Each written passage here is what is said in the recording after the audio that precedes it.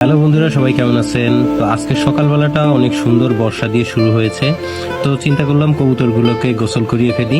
প্রচন্ড রোদ্রের কারণে কবুতরগুলো এর ভিতরে অনেক গোসল করতে চেয়েছে। তো চিন্তা করলাম বর্ষার ভিতরে কবুতরগুলোকে ছেড়ে দিই।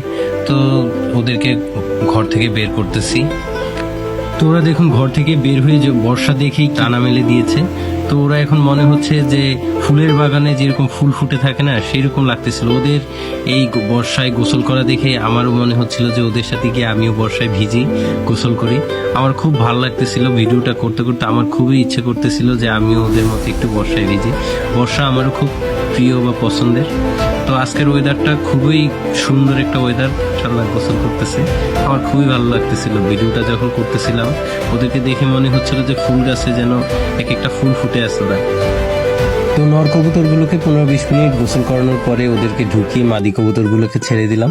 তো মাদি কবুতরগুলো বের হওয়ার জন্য প্রচন্ড লাফালাফি করতেছিল। বাচ্চাগুলো কখনো বর্ষা দেখেনি, তো ওরা বর্ষায় নামতে প্রচন্ড ভয় পাচ্ছিল। ওরা সামনেই দুয়ারে দাঁড়িয়ে বারবার ঘরে ঢুকতে চাচ্ছে। দেখুন ছোট বাচ্চা।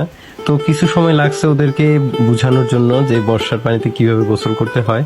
তো তারপরে যথারীতি ওরাও খুব মজা করে গোসল করলো। আর আমার আগের কবুতরগুলো তারা তো উপরে উঠে বসে খুব মজা করে গোসল করতেছিল। কিন্তু নতুন বাচ্চা যেগুলো আছে ওরা বুঝতেছিল না যে কি করবে। ওরা বর্ষায় গোসল করতে প্রচন্ড ভয় পাচ্ছিল। ওরা ঘর থেকে বেরোতে চাচ্ছিল না, বারবার ঘরে উঠে যাচ্ছিল।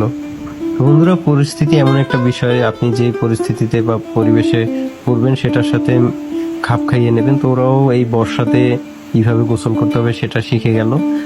তো বন্ধুরা, নতুন নতুন ভিডিও পেতে অবশ্যই আমাকে লাইক, ফলো দিয়ে যাবেন, সাবস্ক্রাইব করবেন। ধন্যবাদ সবাইকে।